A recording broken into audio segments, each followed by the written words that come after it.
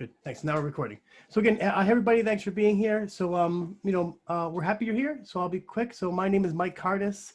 I run a small organization development consulting company here in Buffalo, New York. So I have clients that range anywhere from multi-billion-dollar international clients. So like McDonald's USA is a client of mine, all the way to small like grassroots startups. I think right now my smallest organization is a company at Niagara Falls called Create a Healthier Niagara Falls Collaborative. It's a small like volunteer run grassroots organization. So there's broad experience there. I've ran my company since 2007, and that's a bit about Mike. And so now I'll pass up to Lindsay and do a little about Lindsay piece, and then we'll get to your questions. Yeah, thanks. Awesome. Thanks again for being here, everyone. We know your schedules are busy and there's a lot of other ways you can use your time. So we value you spending it with us. My name is Lindsay Zajac, and I work for a leadership development firm that was actually founded in Syracuse, New York in 1998. I joined in 2018 and opened up a Buffalo branch. So I've been working with small to mid-sized companies in and around central and western New York. Everything from startups to some of the organizations like Riches and things like that that you've probably heard of. My focus is much more on sort of the individual leadership component, how you can grow as a leader and develop yourself. I believe that leadership of others is leadership of self. And then how we do that, how we take you and make you an effective leader in a team. And I think a lot of that is coaching and one-on-one coaching, which I've been doing more of these past couple of months. But I think when Mike and I first brainstormed, we said, what can we do to add value to our clients and to our community and to people that we know in our networks? And we know there's been a lot of webinars and there's been a lot of content sharing and there's been a lot of articles, but we haven't really had given people a chance to just open up and ask questions and feel heard and vent or share. So that's kind of what the intent was behind this Q&A is let's hear from you and let's try to help you. And while we are in the leadership space, if anyone on this call has valuable feedback or has a best practice or has an example of what's worked for them, please chime in. I think we learn more from each other than from the experts. So Mike, did you want me to talk a little bit about leadership challenges that I've been seeing, or should we dive right into questions? Yeah, if you want to give a brief sort of, because again, I think it's interesting. So yeah, to hear your perspective on kind of what you're seeing out there over the past, let's say like 2-3 months. Because again, it seems like, oddly enough, it seems like these 3 months have been like 10 years compacted. Yeah. I was connecting with a client last week, and I was looking at my CRM system, and I was like, wow, Randy, I said, we spoke 2 months ago. And he goes, Mike, 2 months ago? I was like, yeah, we were just, so I was just updating him. And he goes, 2 months ago, it feels like 5 years ago. I said, I know, it's been such a weird, like compacted time. So yeah, if you want to give a little overview of kind of what you're seeing and what you're thinking, then I'll give us a short piece about that. Then we'll go into questions. Yeah, it feels like it's been a time warp. 3 months has felt like a year. So what I'm seeing, and again, this is just my perspective, being able to handle the pressure of being a leader right now is a big one. Leadership, I joke around, leadership's hard on a good day. It's like parenting. It's hard on a good day, but then you bring in global pandemic, you bring in working from home, you bring in remote work, not as many resources. So there's a lot of pressure on leaders. That's one that I've seen. Leading effectively when you're struggling is another one. So if you're stressed out, you're worried, you've got your own emotional issues, and now you've got to be that strong support person for your team. It takes a toll. It takes a toll on leaders, especially if you feel like you can't show any vulnerability to them. Another one I've seen a lot of is, this notion of cognitive fatigue, as well as emotional or compassion fatigue. Our systems are running on overdrive right now. We're inundated with information. We're inundated with the CARES Act, PPP, unemployment, legal issues. It's like you can only take so much. And then you're caring for your family, or you're worried about loved ones. And so we're in overdrive. We're trying to process a lot of information right now, which is hard. Sometimes too, in periods of stress and profound stress for periods of time, you revert back to not so great coping mechanisms or behaviors. So if you're someone that starts to micromanage when you're freaked out, or maybe you criticize more, or maybe you, lash out from time to time, like you might see some of that happening during periods of stress. Empathy and patience, if this is something that you struggle with normally, it's going to be more of a problem now because you've got to really exercise that muscle even more. So for some leaders, it comes easy. For some, it doesn't. And then feelings of inadequacy. I'm seeing a lot of that.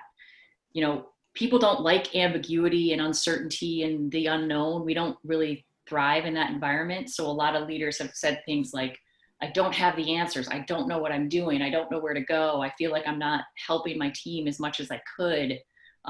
So they're beating themselves up a little bit. And then I think burnout, overwhelm, and exhaustion from leaders, especially like in the healthcare space, is what I've seen.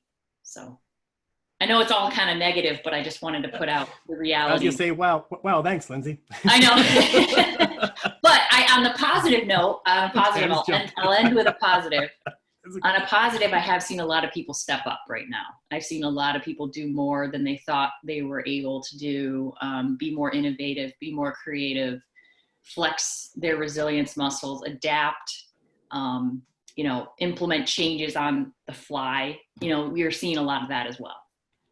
Yeah, and I'll head off that is I think, my perspective tends to be from the organization itself and how that kind of creates different pressures on folks inside the company. So Lindsay takes a bit more of a perspective, and that's why I like our counterpoints. So what I'm seeing in the environment in a larger scale, and I've already saw some of my larger clients do this. A big client I work with, I'm coaching their director, called me and said, hey, Mike, you know what? My entire unit, all 45 of us are now working home 100% of the time until I retire. So we're seeing larger organizations start to look at with the COVID pressure, they're cutting their physical space. Therefore, they're trying to pull more cash into their organizations because they're scared, which is putting more pressure on folks to work at home. And then these changes are tough. And so we're seeing that. We're also seeing in the environment, which is a negative piece, there's going to be more reductions in force. I'm projecting some folks will be laid off. It's going to happen. It's hard to figure out where. But companies are going to be really worried about for the next 2 to 3 years, the bottom line. They're going to look at cutting revenue. Plus, a lot of companies that already wanted to either reduce force, encourage retirements, or not backfill positions are going to use this as a chance to do that, which negatively is going to put more pressure on those of you who are already in leadership positions, meaning there's going to be a pressure of handling more work, identifying ways to create new models of hybrid team models, structurally also figuring out if you do suddenly go from having your entire unit to working at home, 45, 50 people. The question is the company going to give you revenue for office furniture, for those kind of things?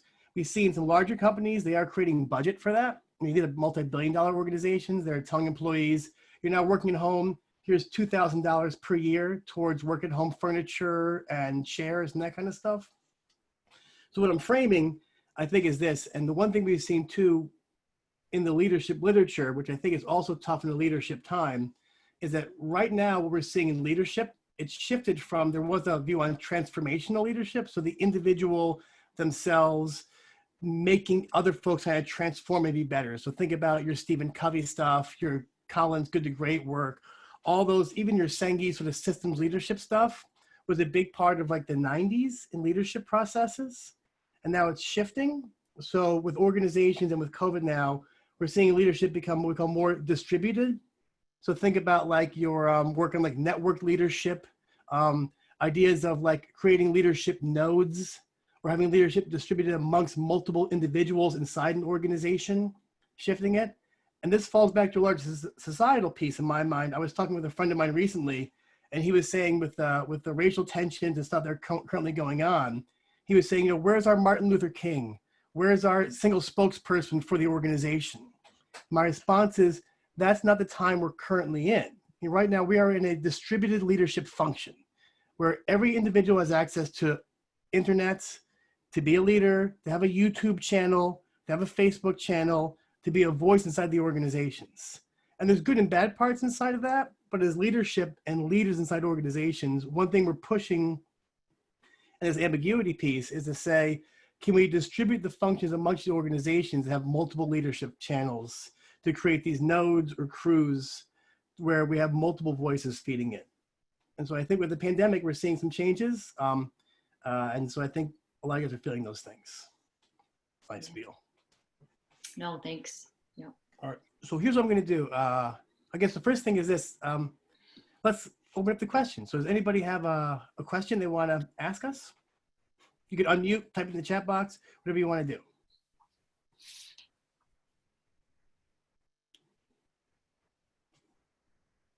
Clearly, it's a shy group. That's okay. We planned on this. So here's what I'm going to do. So I'm going to put this in the chat box. So we had this one emailed to us earlier. So I have some prompts to get you guys going. And also, if no one has questions, Lindsay and I made like 15 questions.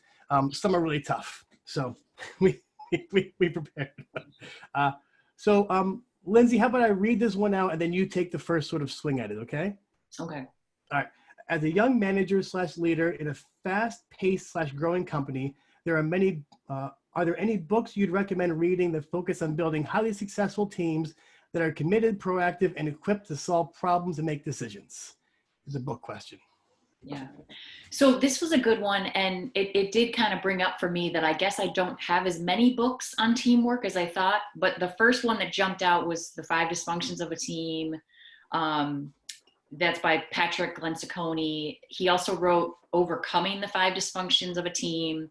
And then I have The Advantage is more about the health of an organization and how your biggest competitive advantage is having, teams that work well together and that. So those are kind of the 3 that stick out to me on teamwork, but this is more in Mike's wheelhouse. So I'm going to make sure. Sorry, I just went to the bookshelf really fast. So Yep. There's a whole bunch, but I'd recommend some of the classics. So like this book, the team handbook. Again, these are classic. This is written by, so the author's name is Peter Scholtes, Scholtes. So he wrote 2 great books, and the other one is this, the Leaders Handbook. Oh yeah. Also by Scholtes. Yep. Again, these are classics because I think they were written, like, so Scholtes worked very closely with Edwards Deming. So Edwards Deming is a founder of like the whole quality movement. So when you hear quality and engineering, they work closely together.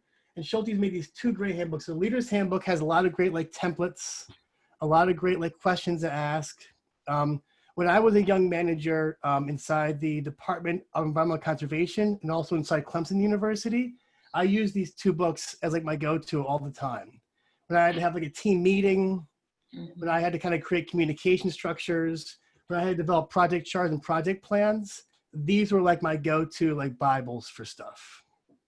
And then a 3rd book that I also like an awful lot is this Toyota Kata, which sounds fancy, but it's a author named Mike Rother. So what it really is, it's a coaching methodology that is utilized inside Toyota, but it's also really focused on developing coaching habits. So it talks a lot about how inside organizations, and I did some consulting inside Toyota in Canada a couple of years ago, and we saw how they do the process internally, how they, instead of giving folks answers, they do a lot of coaching, a lot of questions, a lot of feedback mechanisms. And also inside here are some good templates on how to kind of create coaching walls or identify the problem, create variable solutions, and let folks work through it themselves. So those are 3 books I think are really useful. And I'll put those in the email. So the Scholtes books and Toyota Kata are really sort of 3 go-tos. All right, I have a question. Yes. And I will ask you, Mike, because you were the one who illuminated this issue for me. And then if Lindsay, you would take it from Mike, I'd appreciate that. Over coffee a couple of months ago, just before all this craziness hit, you mentioned your frustration with the habit that so many leaders have of looking at solutions as binary problems. It's this or that.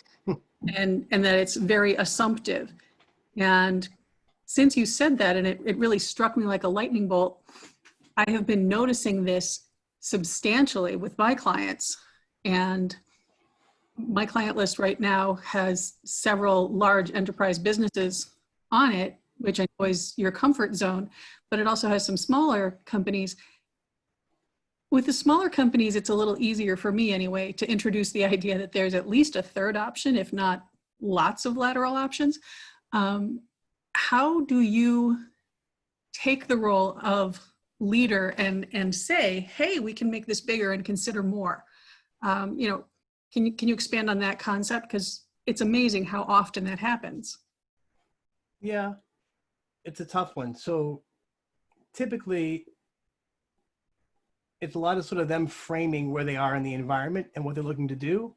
And so some of you may have saw from my earlier work, we try to think about this and we say the reality is only in like pure chaos is a directorial or unilateral leadership style needed. And what I mean is like COVID first hit, all shit went crazy. Somebody had to say, get the computers, buy a VPN line, here's the budget, just do this, let's move. And when that first strikes, you can be unilateral and be more directorial, right? And people actually are okay with that because they're looking for somebody in that environment, that sort of rapid, like we're in chaos. They're looking for somebody, typically in the hierarchy, somebody to kind of help them get some clarity. Because a person in the hierarchy has access to resources, budget, and they can normally, if things go bad, they can take the hits. Once the chaos is over, at that point, they have to shift. And that's a lot more about determining how, now is it we? So we've stabilized things. Oh, hang on. Again, it's one of my kids. Hey, do you need something, buddy? You gotta go. Hey, Lindsay, can you take over? I got to take him to the restroom. Sorry. Yeah. Sorry, No guys. problem. I'll be right. Yep, no problem. Yeah, what Mike was alluding to is, I'm sure you guys are aware of like situational leadership, and you know, Ken Blanchard wrote the different styles. So the directing style of leadership, which is like, I say, you do. There's not a lot of collaboration. There's not a lot of let's ask questions, let's discuss. Those are great in times of chaos. You saw a lot of that after 9/11. You see a lot of that when it's, you know, very chaotic environments like what we were just in. But if you stay in that mode for too long, you're going to lose talented people. You're going to lose people that have a mind, because you're kind of saying, check your brain at the door. I'm going to tell you what to do. You also create people that need to come to you all the time for simple questions and for problem solving, because you're the go-to person. So I was just elaborating a little bit more, Mike, on the directing style of leadership and how that's unique in certain contexts, but not once you're trying to get back into a normal environment or a collaborative kind of coaching environment. Yeah, and so thanks for that. Again, you know, 6-year-old twins, also part of the joy of being a at-home parent during a pandemic, right, is pop-ins like this. So we also see that oftentimes too, when people, when leaders get that I have to give direction piece, sometimes I may also say that they may be too small for their role. Meaning that if you're feeling that overwhelmed or that scared and you feel in some way your only power is to give folks directives, that means that you feel a little uncomfortable yourself in the role, or you feel like, my only default is to give directives because I don't feel comfortable enough asking folks for feedback because they may see me as weak or they may see me as incompetent. So therefore I have to exert my authority on things.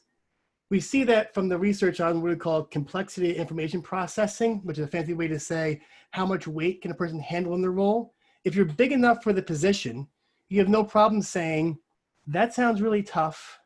What are some of your ideas behind that? Or how do you want to see that work out? And my classic example is I was doing some coaching inside a large nonprofit here in Buffalo with their director team. And we were talking about just coaching and feedback. And we're talking about coaching. And one of the people said, they go, Nancy, who's their, she's a chief administrative officer. They go, Nancy always does that. I go, always does what? And they go, every time we walk in Nancy's office and we have a problem, Nancy goes, that sounds really challenging for you. And she listens and she goes, what do you think you want to do about that? And they give some answers and she goes, out of those responses, which 2 or 3 do you want to try? And they try 2 or 3 things and she goes, then we leave their office. So I went to Nancy and I said, Nancy, your team said you do this thing. And she goes, Mike, of course I do. She goes, I have this much work to do. And every time a team member walks in my office, if I tell them what to do, I'm taking it on. And she mentioned, and we'll email the article, she mentioned that little old school Harvard Business Review article, the Who's Got the Monkey? Yeah. Which again is that Monkey idea, like, management or whatever. Yeah. so she goes, and so normally she goes, I ask them those questions. She goes, and sometimes people come back and they give me answers, and sometimes they don't come back. And if they don't come back, that's okay. So I think the challenge is the bimodal stuff oftentimes is when somebody feels uncomfortable. If your leader is pushing you to bimodal choices, you have to recognize that and work with them, lead them up to kind of create alternatives. You got to play the game a little bit. Right. Yeah. Yeah, it's funny, Mike, when you said that, I had my last boss at PepsiCo had a PhD in IO psychology. And, you know, a lot of leaders at Pepsi would use the coaching style of leadership, which I respond to, but he took it one step further. So we would have one-on-ones every other week, and I would come to him with issues. I'm a lone ranger out here in Buffalo. I'd come to him with some pretty heavy stuff. Well, what do you think we should do next? Why do you think that's the right solution? What other ones could we explore? Like, he would just ask a shit ton of questions. And the first couple times he did it to me, it drove me nuts. I was kind of like, buddy, you're the expert. I need your help here. Like, throw me a bone. And then I realized it was like a light bulb went off, and I said, he's getting me to think critically. He's building my capabilities so that I can think through the process on my own and get to a place where I say, Mike, here's the situation. Here's what I think we should do. Here's other things I've explored. Here's my next step. What am I missing? Like, he was getting me to that place. And I always remember that story when I'm working with my clients, because it's easier to just solve the problem for them. It's easier to say, go do this. Hey, I've been there before, go, but you're not teaching them to fish. You're just throwing them a fish. So. Yeah, and one last thing, I think Liz, I should is also is one thing too that we're working on too is if we can get if a leader is pushing towards a bimodal sort of yes or no response, the one thing you want to do is almost try to figure out a way to ask them a question to kind of say, what other alternatives may be out there, or what things do we currently not know enough about that we can't act upon, and that's tough. But if you can get them there, it's a good option. Yeah. Good. Is there So we got. I'm going to put another question that we got in this box too. So here's the next one, and then I'll read it. Lindsay, you can take it. Okay. So Yeah. When investing in non-technical training for an organization of young 35-year-olds and under, most of us are around 30 mark organization, what do you believe would be the most beneficial? So non-technical training for a younger organization, what would be most beneficial? Yeah. The first things that came to mind for me were what you're not getting in traditional education. So you're not getting soft skills, which is a horrible way to say it. You're not getting emotional intelligence training. You're not getting how to communicate effectively. You're not getting nonverbal communication, nonverbal, but there's also nonviolent communication, which is, starting with I statements, help me understand why you chose to go in this direction versus what the hell are you doing? So I would say communication training, emotional intelligence. What we're finding a lot too with people 30 and under is they sometimes tend to struggle with problem solving, decision making, thinking critically. And I don't pretend to be an expert on why that is, but that seems to be a common theme with some people at that age group. So I think anything we can do to get them thinking about how to problem solve. I know Mike uses the Cynefin framework, but give them some tools to help make some decisions and come up with ideas is a good one. That's the first thing that came to mind for me.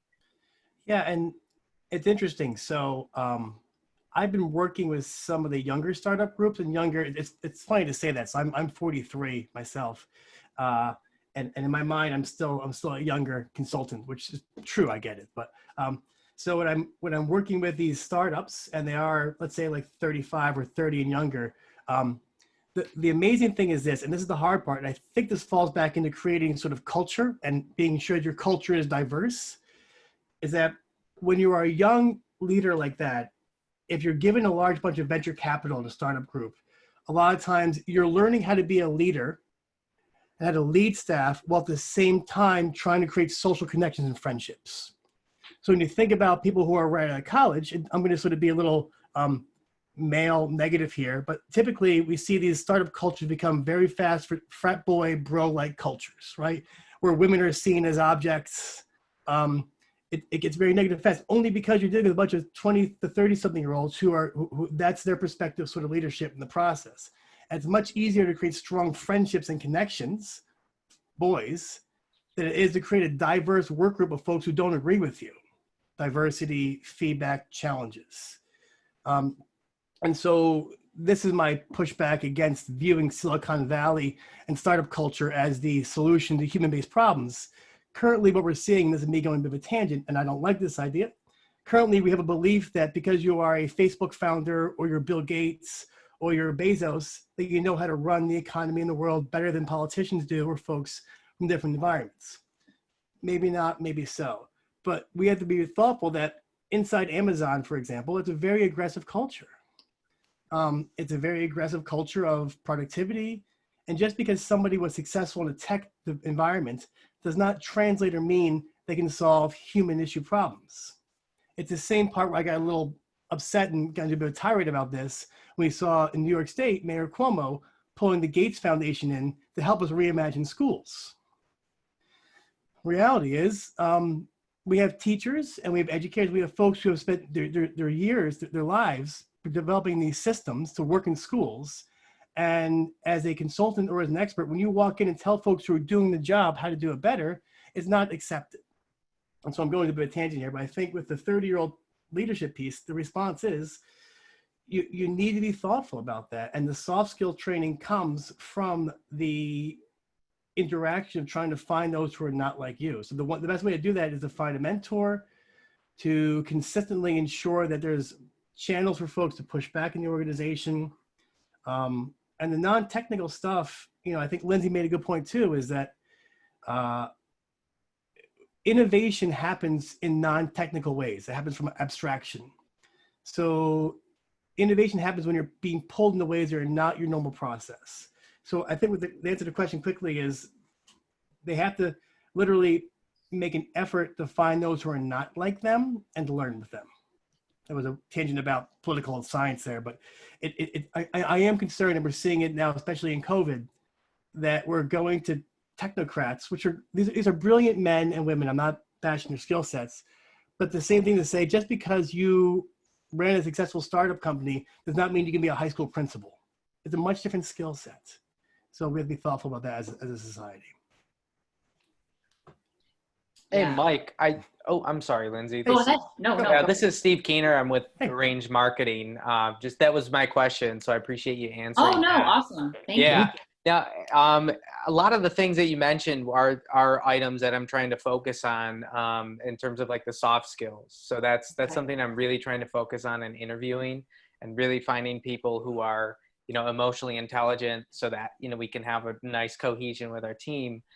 We do find that there are almost two different camps growing in the company. And one of those is that frat bro culture. And the other one is, like kind of an emotionally intelligent and, effective kind of teamwork environment that's working really well. So it's funny that you mentioned that, because I wasn't aware that that was something that was happening elsewhere. So thanks for calling that out. Question. Obviously you said about, you talked about like finding people with differing opinions so that you can have that healthy disruption and, the back and forth of different opinions, if you will. So how would you say you could go too far in hiring all people with like emotionally intelligent and soft skills versus, having the frat or, bro culture? So could you comment on that in terms of like the diversity from that perspective? I mean, I would think there's good things that come from the frat and bro culture, as well as the emotionally intelligent and hipster, or, whatever you want to call it, culture. I'm watching Aaron's face right now. I'm enjoying that very much. What was that? I'm watching Aaron's face as things about bro culture, and I'm enjoying that. It's not to call you out, Aaron. I just thought it was really funny. Lindsay, how about I may have some experience. Yeah, we'll hear from our panel of experts. yeah, I'll go first, Lindsay, and then you can go, because I think it's more Sure. your piece. So, can you go too far? So there's one thing to be thoughtful of, and this is one thing that when I used to work at like summer camp jobs when I was in my 20s and my teens. Every summer camp believes they are the best summer camp ever, and every other summer camp sucks, even if the camps are in the same system. It's a strong thing called social identity theory. So once folks are put together, we default to believe that our group is the best, every other group isn't as good. And I think that's a healthy part for organizations, right? So you do want to have people who believe in the mission. You want to have people who are willing to, I don't want to say fight, but who are willing to wake up in the morning and sort of walk through your cause. And that may be part of that sort of bro sort of belief, right? You want folks who are there for the organization, who believe in each other, who have each other's backs, who have high reciprocity in the system. That's one end, but that can also go too far, which again is the issue we had in the bimodal thing. On the other part, you have to also make sure that those voices that may not be part of the dominant culture. So in innovation teams, we call those the 17%. So there's a great book, and it's called The Invisible Gorilla. So about 10 years ago, you can Google it on YouTube.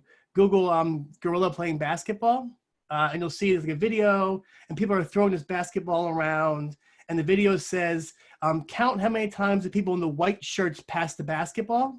And you watch a white shirt, and it says the answer is 19, and it says, did you see the gorilla? And like the research bear it out. They did the same thing. I'll be quick. They did the same thing with radiologists, where they showed radiologists a scan, a lung cancer scan, and also in the scan they put a gorilla inside the scan. It wasn't a large gorilla, and they saw that only 17% of radiologists actually saw the gorilla inside the scan. What does this mean? For organizations, it means you're not going to see what you're not looking for. And for innovation to happen, which is part of that other end of that bro culture, we call it the 17%. So you have to, Stephen, you have to be able to identify who are those folks in your organization, the 17% who see things that are different, who can create new innovative processes and can move things forward, and make sure that 17% has a voice. Because at edges, the ones that see things differently, the ones that see the gorilla, are the ones that are going to be your next market breakthrough, the ones that are going to be your next product development piece, the ones that are the voices that have to have amplification. So it's a tough balance there. Do you consider those like visionaries, those types of people who kind of have that innovative perspective, or like more of an artistic approach to what they do? I think so. I think they're just people who just see things differently, right? I don't know how to explain it. They just see a different way, and if their voice is not heard, they will go somewhere else, or it'll reinforce the process. So it's almost thinking, how do I create room for those 17%? Yeah. Gotcha. Michael, do you think it's a good place to introduce red team, blue team thinking? Maybe we'll get there. Sorry. Stephen, thanks for calling in. I appreciate that question. Let me just add a couple of things to what you said earlier. So one of the things that happens when you have a company that's made up of all kind of similar people, and that bro culture that Mike alluded to, is you start to get some of that group think, which can be tough because you also get a singleness of perspective. So if they all see the world the same way and have similar values and have similar ways of interacting, they're not going to see what they're not looking for. They're not going to see how other people might view their marketing or their company or their product. So when I was at PepsiCo, one of the things we really focused on was diversity of thought. D&I was a huge issue, of course, but it was also diversity of thought. You don't want to be in a conference room or in a team meeting where everyone's thinking the same thing. We jump to a conclusion, we come up with an idea, and everyone's on board. We want those naysayers. We want those people to challenge it. We want to make, what are we missing? What have we not considered? So that's something to think about too, is not necessarily, do you hire people that have high IQ versus high EQ? I think you need both. But I think you need to have that diversity of thought, diversity of opinion, diversity of perspective, because one of the biggest problems that leaders face is they have this singleness of perspective, and they think that their view of how they see the world, how they see their company, is how everyone sees it.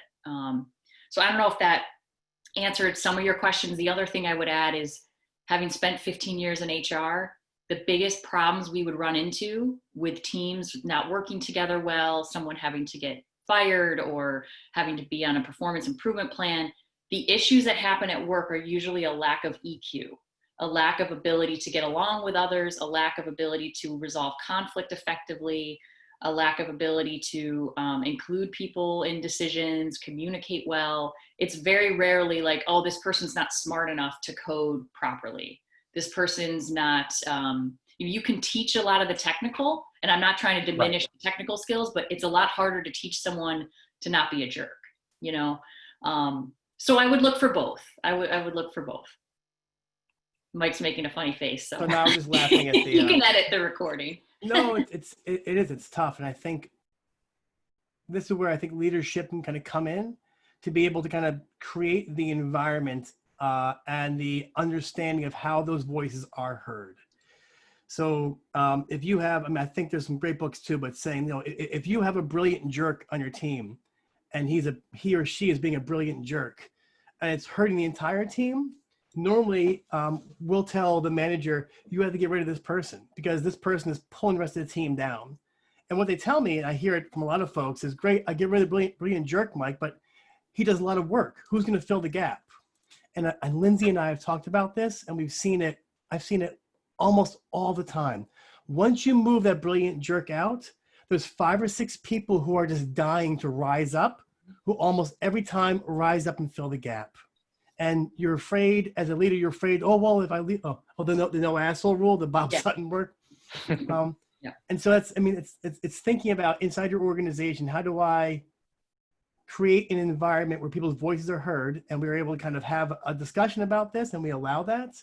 And then it's a lot of setting the cadence in the process and trying to figure it out. And if you see people who are being too extreme in their behaviors, it's also, as a leader, pulling them aside and saying, hey, when you did that, you're kind of being a jerk. You have to stop that, please.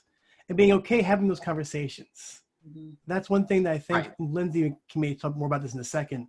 That's the hard part, is the leadership. When I do my management trainings, I go, management isn't glorious. It kind of sucks. You have to pull somebody aside and say, you're being a jerk, you're not being helpful to the team, and you have to hold folks accountable. And that's really hard to have those conversations. But if you do it, like, then people will sort of know where you stand, and it's figuring those pieces out. Thanks, Stephen. Yeah, I can definitely appreciate that. And those answers were right on point. So I thank you for all the feedback. I think it's kind of confirming that we're on the right trajectory, because I do feel there's been more cohesion amongst the two different standpoints, if you will. So we're kind of establishing those channels for voicing any sort of opposing opinion, and everyone's kind of feeling safe. So we're trying to establish that psychological safety and keep moving in that direction to where the opposition doesn't feel like it's a roadblock, or it's, you know, someone just being a jerk, or if someone's being a jerk, it can be called out. So, you know, I feel good about where we're going. So thank you for that information. I greatly appreciate it. Thanks. Okay, so I see Jill's got a question. Right? Oh, hey, Jill. Hey, what, unmute? You're muted still. Oh, your voice is weird, Jill. It's like it's almost like you're on like the witness protection program. Yeah, it's weird. I'm so sorry. Can you type the question, Jill? Yeah. I know. I feel like I'm watching a documentary, and she's like, they've coded out her voice. Yeah. Sorry.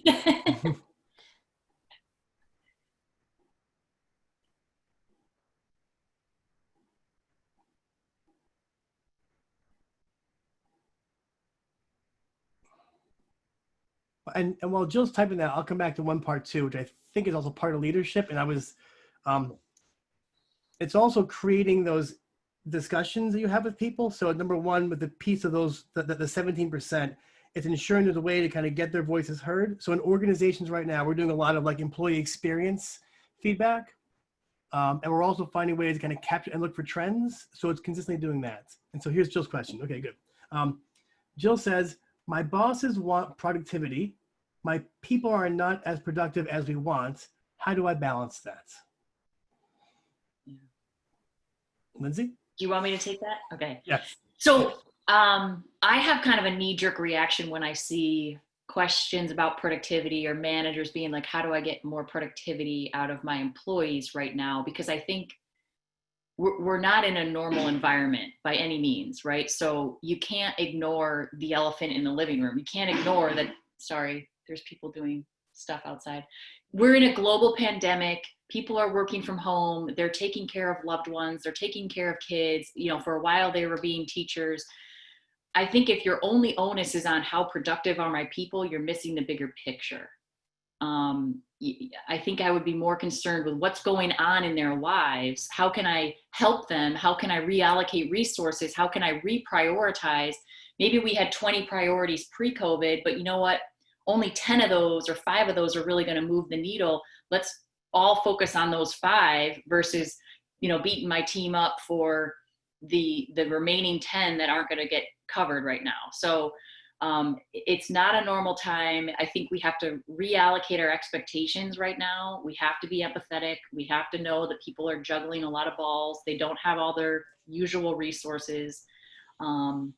So I think I'd be more concerned about what work isn't getting done, why isn't it getting done, and what can we do to help those people be more effective in this context, knowing that we're not going to be in this environment forever. So if we show a little bit of compassion and empathy and flexibility right now, those people hopefully will stay with us and can continue to contribute after we get out of this. And then if there truly are people that are just slacking off, not pulling their weight, they don't want to, you know, contribute, that's a different conversation.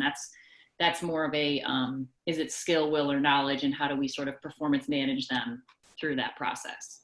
Yeah, and so I'll give you sort of this is going to be a hard line, different perspective, which may or may not be helpful. So I fully understand that your bosses want folks to get work done, mainly again because A, they're worried about revenue, finance, productivity, and kind of making sure things get done long term. And B, on your issue, the team's by saying, Jill, we're overworked, we got a lot going on, I can't do this. So you're in that typical middle manager spot. And so with that, in some ways, it's kind of going to your team and expressing to them 2 things. Number 1 is saying, hey guys, we have to figure out a way to get this stuff done. Like, I'm doing my best to block this shit from above so it won't hit you. And that's my job. I mean, there's a quote, I think it's a Bob Sutton quote, that my job as a manager is to block the shit from above so it doesn't hit you. Your job as an employee is not to make me use the umbrella. But the reality is you have to go to your team and say, hey, I'm getting pressure, good or bad, from the partners. They want us to crank stuff out. We got to figure this out. Pull your team together and say, we have to figure out a plan on how to get things done. And team, I need to know if you're in this to get it done, then we can pull together to get this done. If you're not in with me, then we got to figure out something else to do. And then literally pull your team together and say, for the next 3 to 6 months, I'm going to need a full commitment, full push to get things done. And as things start getting done, you can show the partners that you're moving forward, making some progress. Then you can negotiate some leniency there. So to get parts done, one part is, I think it's not a good answer, but I think it's a real answer, is you have to push on your team a bit to move. They're not going to like it. And then as you're pushing your team to move as a whole, make sure you're doing those individual check-ins. Yeah. Like, hey, Mike, how's it going? Are you okay? I say, Jill, you're killing me. I have 2 kids at home. My wife's gone today. I can't get this done. I say, Mike, I know that. I get it. I'm going to pass your work off to Renee. Renee, pick it up for a while and see how you do, because Renee has time. So you're playing the game of moving work from person A to person B because they have slack. And as you're creating that slack, make sure you're pulling your team back together to get the reciprocity going. Say, hey, I want to recognize Renee for helping Mike out to get the work done. Thank you for this piece. And I'll say, Renee, I owe you an awful lot. Thank you for this. And then when things come, then suddenly Renee's turn comes, then you push work onto me. Third part is, as you're doing this, make sure you're working out loud to your bosses, the guys in charge or gals in charge. Say, hey, here's what I'm doing. We met with the team. We made a production plan. Here's our goals and objectives. We're going to work on the following things. These 4 things that you said are priorities, we're driving these right now for the next 2.5 months.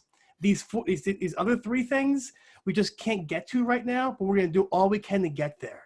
So I need you guys as leadership to work with me a bit on this. Is this okay what I projected for you? And they'll say, yeah, no problem. And then the last part is update them. Update your bosses constantly, even more than you normally would. It's going to annoy them, but keep saying like, hey, here's what we got done. Here's the production schedule. Here's the update. These aren't getting done on time. Just so you know, I'm sorry, I'm taking a hit on this. These aren't getting done on time, just so they see you grinding. Now that can only happen for maybe 6 months with your team before they all fall apart and die. I mean, not literally. So you have to kind of keep trying to negotiate more leeway the entire time. It's playing that political game of an upper middle manager. Yeah. And it is the delicate balance for sure. Because on one hand, Jill, you might need to be the employee advocate for some of your teammates. You know, hey, I'm pushing hard. They know what the deliverables are. They're capable of doing it, but they've got a lot of barriers right now that we're trying to work around. So in some ways, your managers aren't close enough to your team to know what's truly happening. So they might be coming up with their own hypotheses of, oh, they're lazy. They don't care. They must not, you know, respect that they have a great job right now. And it's like being that middle manager is employee advocate and doing what your bosses want you to do. So. Yeah, again, Jill just said, I had an individual meeting with the team this week and see how they're doing privately and see how we can get more done. And I have been, they want us all back in the office. And I have one on FML and one out on medical. This is one more, quickly to say this. This is one more thing that we're seeing in the environment too, which is really tough. So I'm consulting another company, I think they're in Atlanta, where the managers want the folks back in the office. And the employees on Facebook did a Facebook poll. 100% of the employees do not want to go back to the office. So the manager says, y'all come on back. And they're like, we spoke on Facebook. We don't want to. And so now with their executive team, we're trying to figure out how do we navigate that? Mm-hmm. Mm-hmm. Yeah. Yeah. So they didn't ask. If they're not going to, Jill. So we have one question here. It's a long one, but I'm going to put it in the chat. I'll read it out loud. Yeah. Remember this one, Aaron? Lindsay? Oh, this is Aaron's question. I do. This puppy. Yeah, I think I'd save it. I could just say it. Yeah. Oh, yeah, please. Okay. So 2020, organizations, lots of flatness, lots of less hierarchy.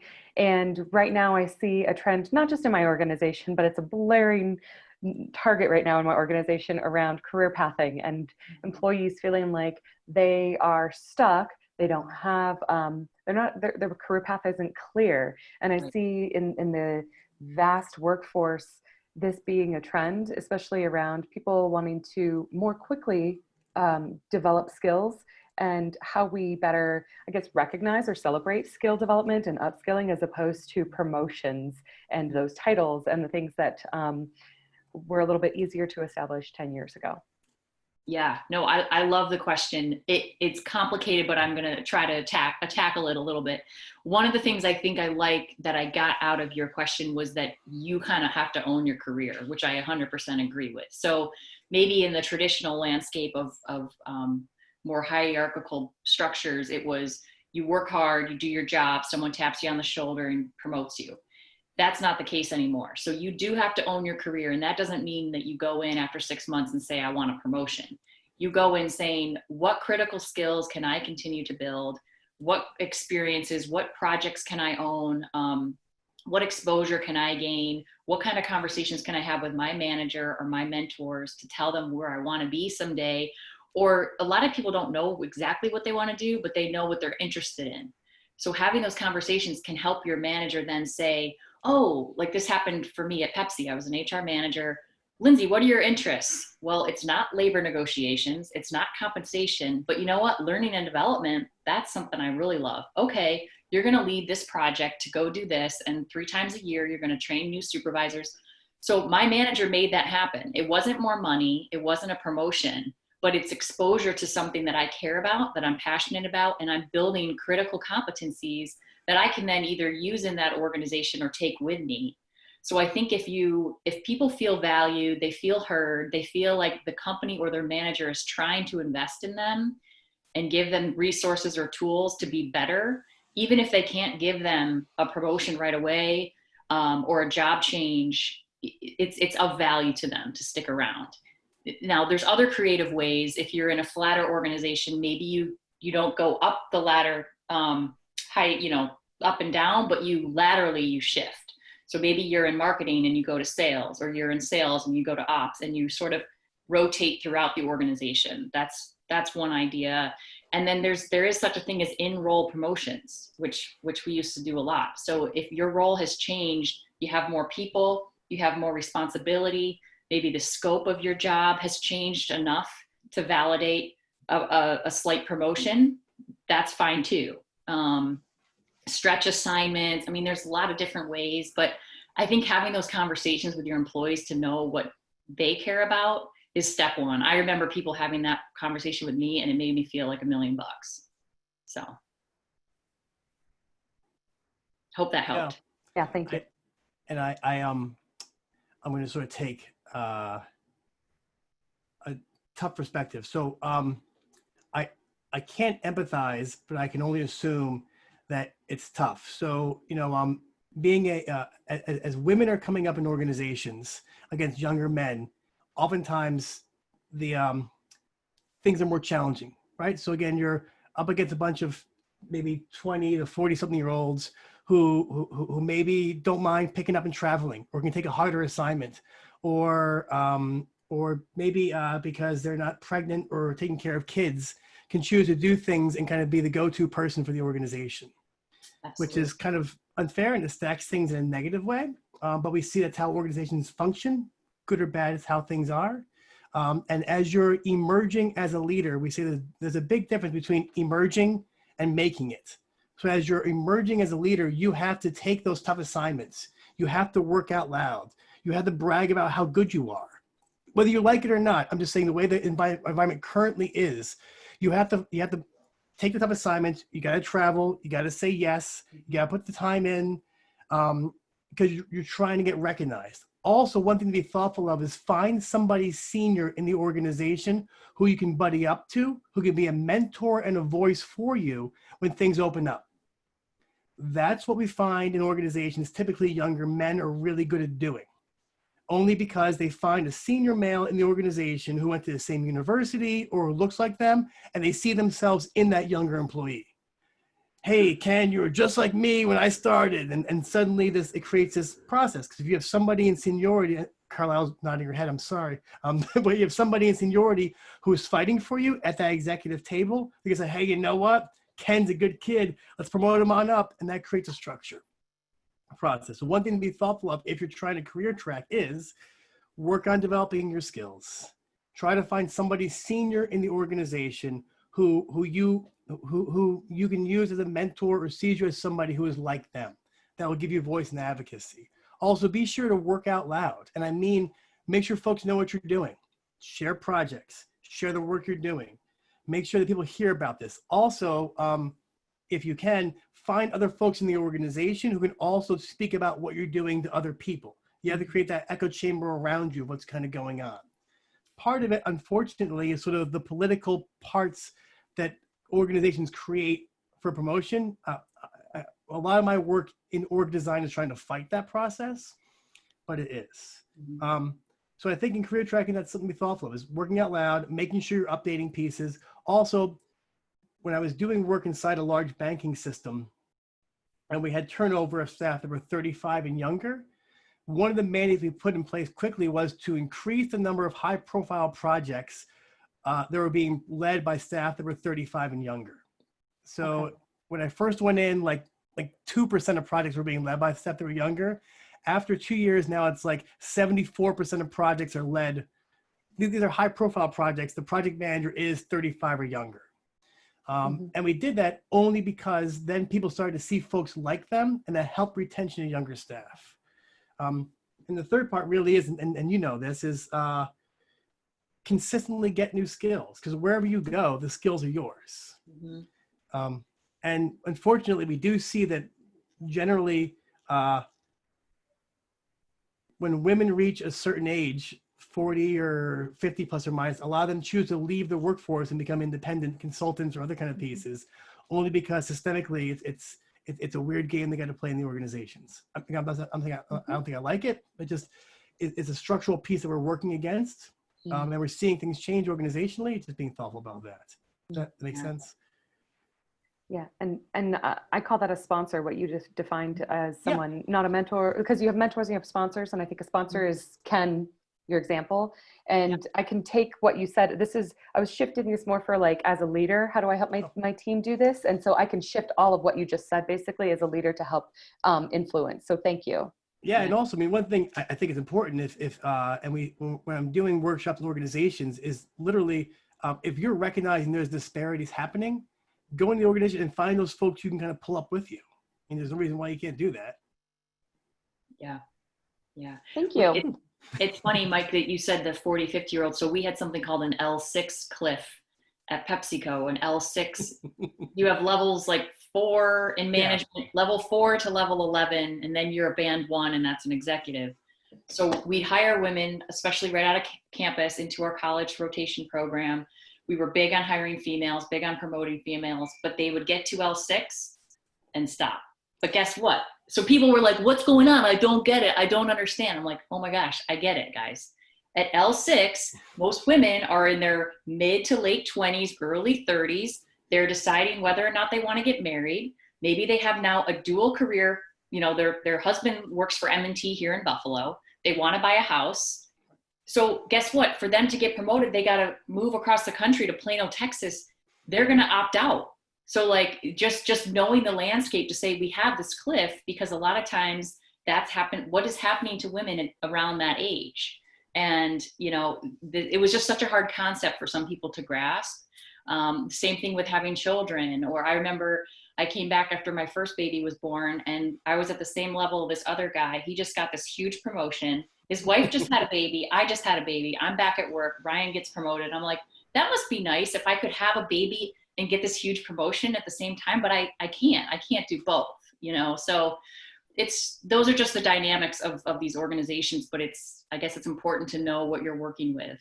And the sponsor, I 100% agree with. I had a sponsor who, she was so funny. I came back to work after having my baby, and she goes, oh, we need to let people know that you're a high flight risk. And I'm like, but I'm not. I love this company. I'm like, this doesn't matter.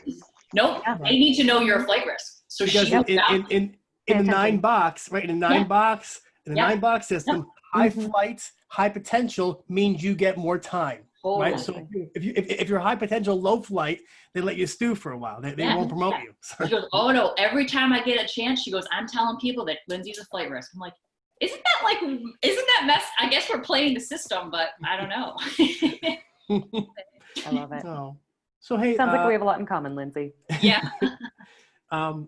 I do want to add one more thing, and this is I talked about this earlier. Is I think, you know, leadership is tough, and being thoughtful about it is a challenge. And one thing to keep being thoughtful about, again, is how can you help support those around you, right? If folks see you as a go-to person to help solve problems, you can create. I think it's Wheatley. I forgot her first name now. Wheatley is a well-known leadership complexity writer.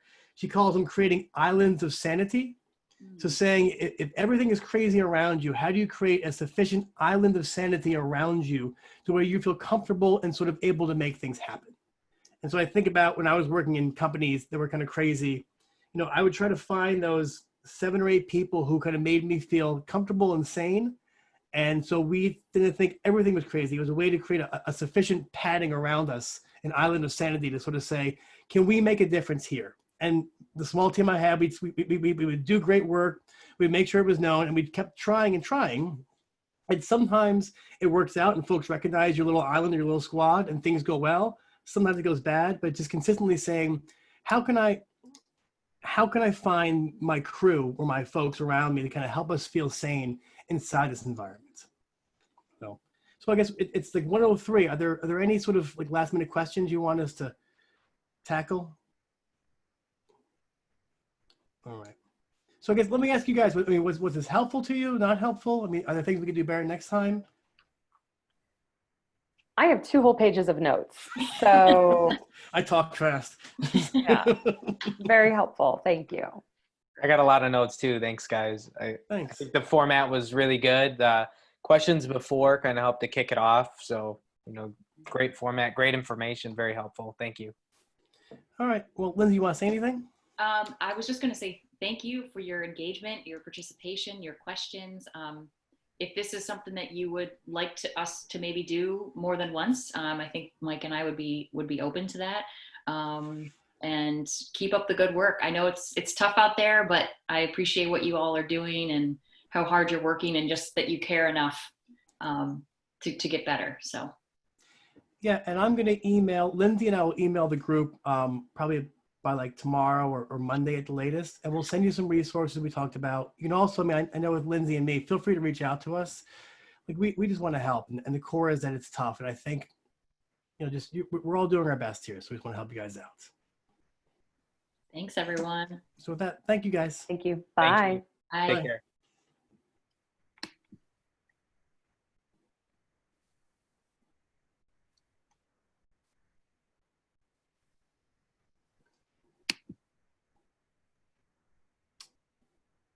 Oh no. Stop recording. Okay, hey.